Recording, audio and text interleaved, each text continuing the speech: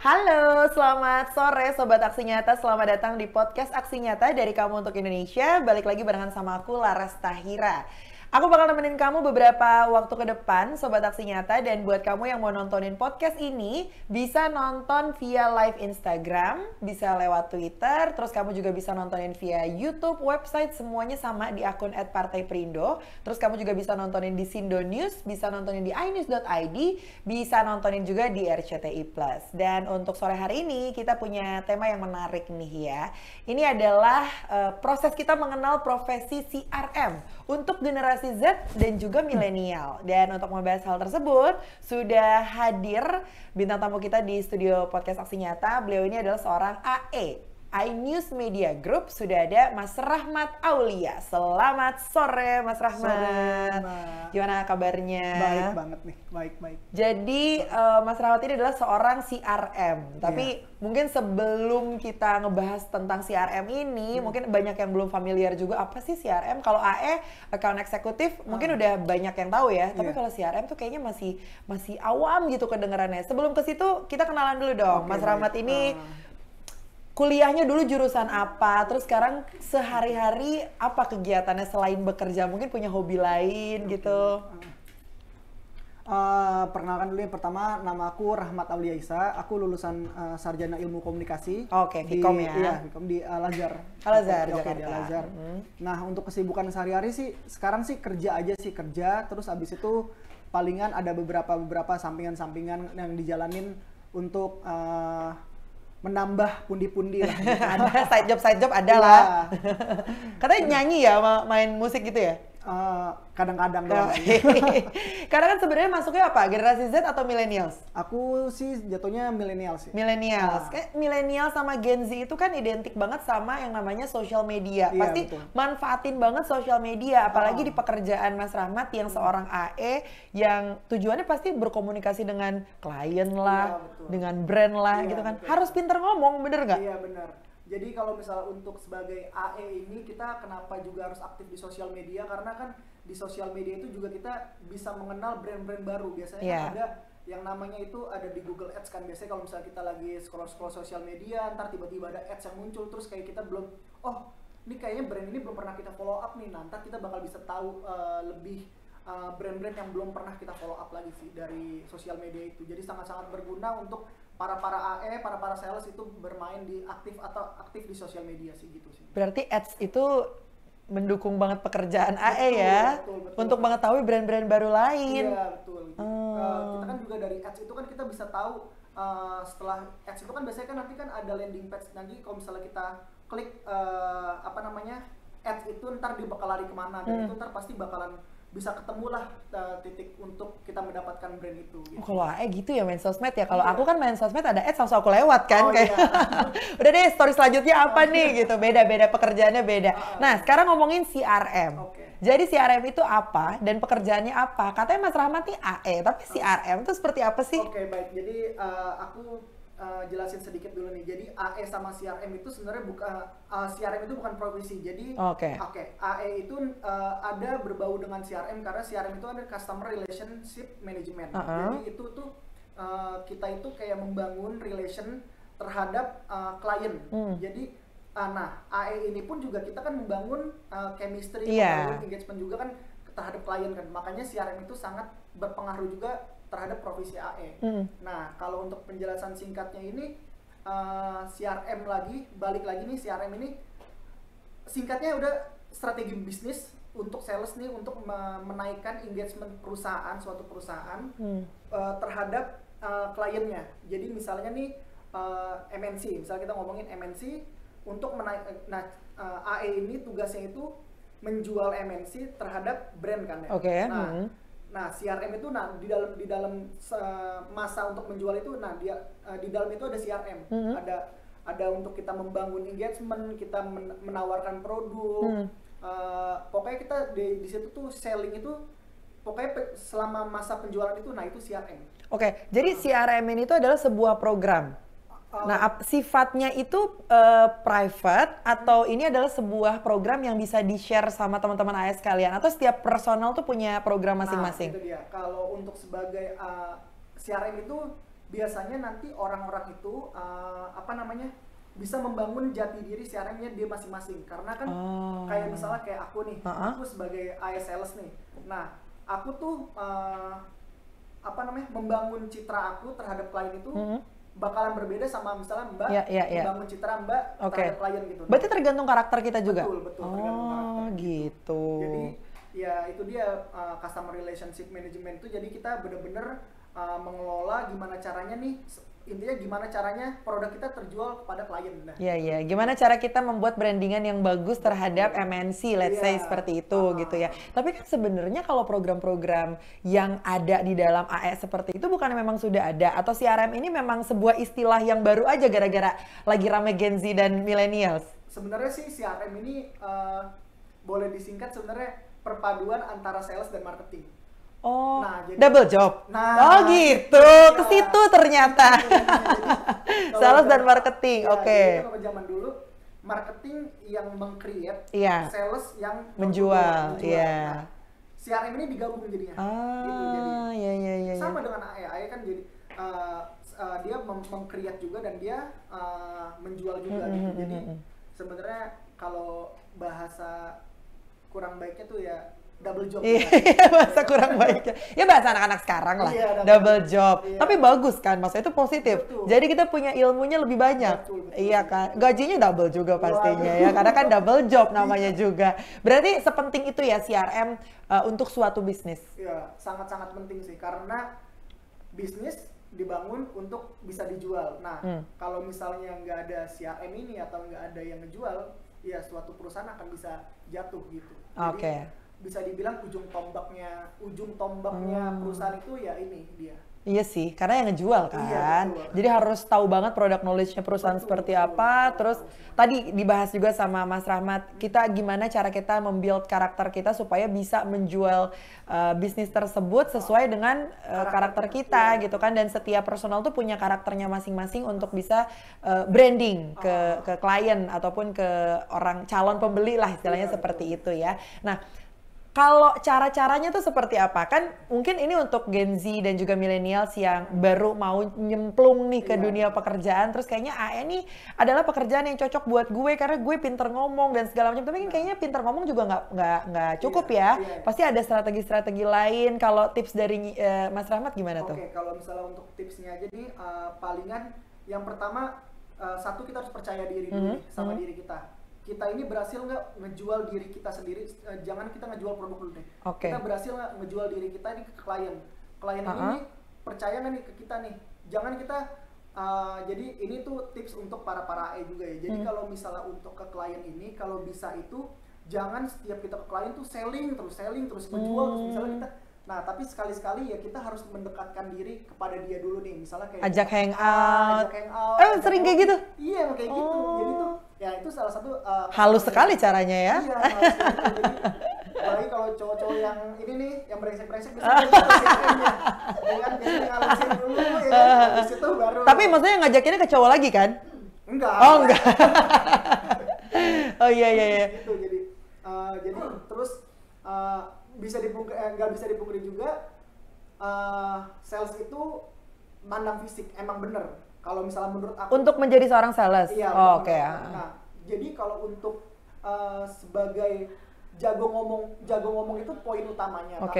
Tapi nggak cukup itu aja. Nggak cukup itu aja. Jadi kita juga harus rapi, harus wangi, harus ya gimana caranya kita mau jual produk, tapi kita sendiri pun juga nggak dipercaya sama klien gitu.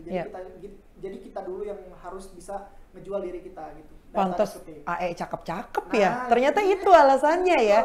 Ya karena emang mungkin klien juga nggak mau lah kalau seorang AE-nya nggak ngerawat diri, istilahnya seperti itu kan. Untuk bisa dipercaya nih, biar bisa dipegang omongannya, ya kan. Nah, cuman dengan cara-cara tersebut ya, oke lah mungkin perusahaan nih punya SOP-nya sendiri ya untuk menerima AE-nya, entah dari fisiknya, entah dari cara dia berbicara, komunikasi dan segala macam. Tapi pernah nggak sih ada satu momen, ini pengalamannya Mas Rahmat aja, gagal mengimplementasikan CRM tersebut? Oke, sering sih. Sering? Sering juga. Jadi biasanya sih kliennya itu udah ngerti, udah mengerti atau udah tahu nih, ini mah jualan gitu ya. Iya. Kayak gitu. Itu biasanya kalau misalnya bilang, agensi itu kan emang dia kan emang menghandle suatu brand kan, dia udah tahu media datang ke dia itu untuk pasti selling apapun itu. Tapi kalau kita ngedirect ke suatu brandnya langsung di luar dari agensi, nah itu biasanya tim kan, kalau misalnya ke brand itu biasanya kita kalau nggak ke tim brandnya, kalau nggak tim markomnya ya, itu kan dia megang untuk permasalahan ads atau iklannya gitu kan. Nah itu baru tuh biasanya bisa tuh kalau misalnya kita memainkan cara sales kita gitu. Gitu. Tapi kalau misalnya untuk kayak ke agensi gitu, nah itu udah bener-bener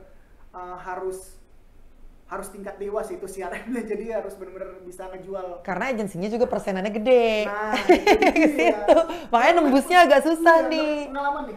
Lebih ke, saya talent ya, lebih ke talent. Kalau agensi ini gede banget gitu potongannya. Namanya juga agensi kan, banyak kepalanya. Kepalanya banyak. Iya, jadi sering juga ngalamin kegagalan gitu ya. Nyari strategi lain kalau udah kayak gitu. Iya, cari strategi lain, kalau udah mentok-mentok ya bilang ke atasan. Dan ke atasan nggak bisa nih. Lebih kenal lagi kan. Akhirnya atasan yang turun. Gitu. Jadi soldiernya dulu, prajuritnya dulu turun nih. Dulu, gitu. Kalau enggak, atasannya bisa langsung turun langsung. Biasanya kayak gitu. Tapi biasanya AE sama AE itu tukeran ini nggak sih? Tukeran strategi gitu kalau lagi. Itu biasanya di-keep kalau kayak gitu. Gitu. Iya. Karena kan ya kita kan sebagai sales, kita kan ditargetkan. Dia punya target, kita punya target. Kalau misalnya dia tahu cara kita dan dia pasti dia duluan menang kan. Jadi tusuk-tusukan ya kerjanya ya. Jadi kan kalau itu kan dihitungnya kan dari insentif bla bla bla gitu ternyata. Oh ternyata serem juga ya dunia per-AE-an ini ya. Ini kalau kita ngomongin yang zaman sekarang nih, Gen Z dan juga millennials, kan tahu sendirilah apalagi Gen Z ya zaman sekarang yang dikit-dikit menyerah. Kalau berprofesi sebagai AE, terutama punya program CRM tadi, kan pasti harus punya sifat apa ya istilahnya, nggak gampang menyerah gitu, harus fighting terus. Menurut Rahmat, cocok nggak sih anak-anak Gen Z zaman sekarang untuk menjadi seorang AE CRM ini? Oke, kalau misalnya untuk sebagai AE atau Customer Relation Management ini, kalau menurut aku emang bener-bener harus punya jiwa, emang dia harus benar-benar mau kerja dulu sih, karena kan kalau Gen Z ini biasanya kan diomelin dikit resign. Diomelin dikit resign. Itu yang Gen Z langsung ketawa tuh. Nah ini balik lagi, ini kita nih ketemu orang yang awalnya kita nggak kenal, dan itu udah pasti yang tadinya kita ditolak lah, kita udah datang jauh-jauh terus kita nggak diterima lah, bahkan bisa diomelin juga, keluar kata-kata kasar, dan itu emang itu udah pekerjaan sales gitu. Jadi ya itu harus dikuatin dulu. Jadi kalau misalnya untuk Gen Z ini untuk mau menjadi AE, kuatin dulu mentalnya. Kalau emang bener-bener udah kuat nih dan dia pede ngerasa dia bisa ngejual diri dia, ya udah masuklah sebagai AE. Tapi kalau misalnya emang nggak mau, mendingan bisnis aja lah. Bisnis aja ya. Soalnya apapun profesinya kan juga pasti kan ada juga kita punya kesalahan yang pasti diomelin. Bener pasti. Apa aja, jadi ya udah mendingan bisnis, kalau nggak kayak kakak jadi talent. Iya bener, udah jadi talent aja. Tapi saingannya banyak juga. Tapi cocok nggak profesi AE CRM ini untuk anak Gen Z? Kalau menurut Mas Rahmat? Kalau menurut aku, balik lagi tergantung personal di dia aja. Karena kita nggak bisa mukul rata semua anak Gen Z ya. Meskipun akhir-akhir ini ada tren yang bilang, lupa lagi istilahnya apa ya. Pokoknya mereka itu kena marah sedikit dan langsung resign tuh, ada istilahnya zaman sekarang tuh. Ya kan? Kalau memang nggak kayak gitu dan kamu adalah orangnya suka fighting, ya nggak apa-apa banget ya kalau mau jadi seorang AE gitu. Banyak juga kan sales itu selain AE tuh yang berkecimpung di dunia seperti itu yang tujuannya adalah jualan tuh kan? Iya banyak. Banyak kan di sebuah perusahaan. Banyak. Kalau misalnya maksudnya tuh sebagai sales gitu. Sebagai sales kan ada sales, marketing, AE itu kan banyak banget. Iya, jadi itu ini juga istilah-istilah mungkin sebenarnya jadi satu, sebenarnya sales nih. Sebenarnya jualan. Business develop. Tuh kan banyak banget. Iya, terus AE, eksekutif, terus sales marketing. Itu banyak banget. Sebenarnya itu dari tiga itu sebenarnya ya intinya jualan juga gitu. Dan yang sebenarnya yang lebih parah ya sales marketing. Kalau sales marketing itu kan double. Kalau AE itu biasanya yang benar-benar orang yang terjun gitu. Dia tanpa mengeksekusi. Orang marketing yang bikin, ntar kita yang jual gitu ya. Nah, kalau business develop itu lebih ke B2B juga, business to business, tapi dia lebih kayak konsepnya. Gitu. Oke, jadi itu branch aja ya? Iya, branch-nya banyak banget. Iya. Intinya sales juga. Intinya sales, intinya jualan gitu. Dan ini kan pasti ada hubungannya dengan sosial media ya, apalagi di zaman sekarang gitu, yang emang wide banget lah kalau kita ngomongin sosial media gitu. Kalau orang zaman dulu mungkin agak lebih effort lagi nih untuk menjadi seorang sales karena nggak ada sosial media. Tadi Mas Rahmat juga udah cerita soal ads di sosial media. Itu bisa membantu banget ya untuk mencari klien-klien baru yang belum pernah di-reach sebelumnya gitu. Mengkombinasikan CRM dengan teknologi digital saat ini. Seperti apa? Mas Rahmat tapi aktif banget nggak di sosial media? Harus aktif sih kalau misalnya. Karena branding diri juga ya? Iya, itu ngaruh juga di sosmed? Ngaruh juga. Jadi kalau misalnya kita nge-branding, apalagi kalau misalnya kita punya followers banyak juga kan, itu kan juga sangat-sangat mempengaruhi kan. Misalnya kakak nih punya followers banyak, kakak jualan apa juga udah pasti, dalam logika udah pasti laku, apalagi orang udah mengikuti kakak gitu. Jadi ya sangat-sangat berpengaruh kalau misalnya kita aktif di sosial media. Tapi kalau misalnya ngomongin lagi balik AE dan sosial media ini, kenapa itu penting lagi? Ya satu, kita bisa mendapatkan brand-brand baru di dalam sosial media itu, dan Google Ads ini menurut aku adalah salah satu cara untuk beriklan yang sangat efektif sih sekarang sih, di luar dari digital atau cetak atau TV gitu-gitu. Itu tuh menurut aku sih sekarang lagi sangat-sangat kuat banget karena sebenarnya sih tergantung TA-nya. TA itu target audience ya. Tergantung produk ini misalnya dia mau ngejual di produk apa. Tapi kalau kita bisa lihat sekarang sosial media sih udah bukan dibilang Gen Z lagi ya, karena semua orang udah main sosial media gitu. Jadi kalau misalnya orang target audience yang nggak punya target audience atau all TA, ya udah masukinnya di sosial media aja gitu. Kecuali kalau misalnya kakak brandnya itu misalnya dia berbentuk kesehatan, dan itu targetnya dia orang yang 70 tahun ke atas. Beda lagi biasanya masuk ke portal-portal berita apa lagi gitu. Nah itu mungkin kayak gitu sih. Wah, puyeng ya kalau kita ngobrol langsung sama Ainnya tanpa kita terjun langsung. Jadi mendingan dipelajarin dulu. Mungkin terakhir nih Mas Rahmat, untuk teman-teman Gen Z dan juga millennials ya yang mau mungkin tertarik untuk masuk ke dunia AE, kira-kira step awal untuk dipelajarinya apa aja nih? Step awalnya balik lagi, coba jual diri kalian dulu, bisa apa enggak, tapi dengan positif ya. Nah, jual dirinya positif. Langsung ini loh, panitia kita. Jual diri kalian dulu, kalian dipercaya nggak sama teman-teman kalian disukai. Nah, biasanya nih kalau AEA yang berhasil nih, biasanya dia tuh orangnya kalau di tongkrongan tuh orangnya yang jadi ekstrovert banget. Gitu. Orang yang mau menonjol lah dia. Kayak gue cocok nih jadi AE. Biasanya kalau di nongkrong dia menonjol, nah itu dia cocok tuh jadi AE. Gitu. Dia biasanya kalau ketemu orang baru dia langsung benar-benar beradaptasinya dengan cepat sih. Nah, kalau misalnya udah kayak gitu, terus pelajarin kalau misalnya kamu masuk ke perusahaan apa, misalnya kamu masuk ke perusahaan iNews, pelajari dulu tuh apa produk-produk apa yang bisa dijual di iNews gitu. Perusahaannya dipelajari dulu ya. Perusahaan-perusahaannya bisa dipelajari dulu. Nah, habis itu kalau misalnya udah kayak gitu, baru deh nanti kamu langsung bisa jadi AE yang bagus. Terus nanti tipsnya kalau misalnya ketemu sama HRD apa? Nah, itu kan step pertama kalau mau masuk ke perusahaan. Apakah si HRD ini harus kita kita pinterin ngomong juga? Sebenarnya kalau AE ini, kalau misalnya kamu udah kenal suatu brand dan kamu kenal deket banget gitu, itu sih sebagai AE sih sangat gampang ya. Tapi kan kita ngomongin kalau fresh graduate ya. Iya, fresh graduate. Belum ada pengalaman gitu kan.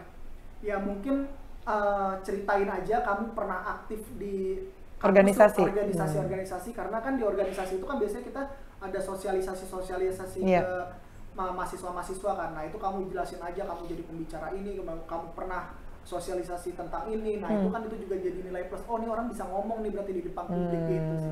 Iya, karena kan kebanyakan tuh Gen Z pada bingung. Ini nyari karyawan tapi harus ada yang pengalaman dulu. Tapi fresh graduate kan bingung gitu. Ternyata itu maksudnya ya, organisasi-organisasi.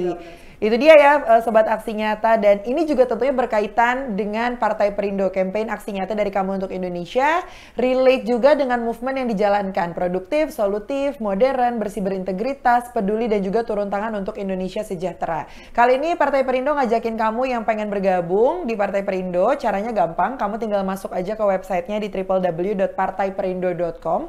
Atau kalau mau gampang dan biar tahu info terupdate dari Partai Perindo, kamu download aja aplikasi Partai Perindo di Play Store ataupun di App Store. Atau kamu bisa scan barcode yang ada di sini, jeng jeng. Itu dia ya. Sekali lagi Mas Rahmat, terima kasih sudah mampir di podcast Aksi Nyata.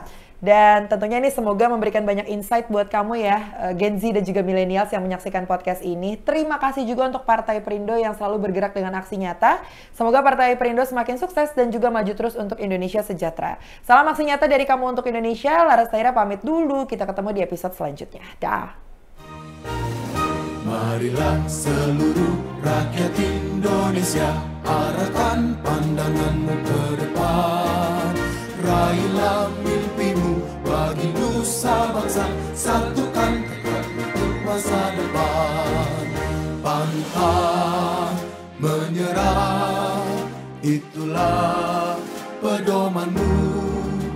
Entaskan kemiskinan cita-citamu, rintangan tak menggentarkan dirimu.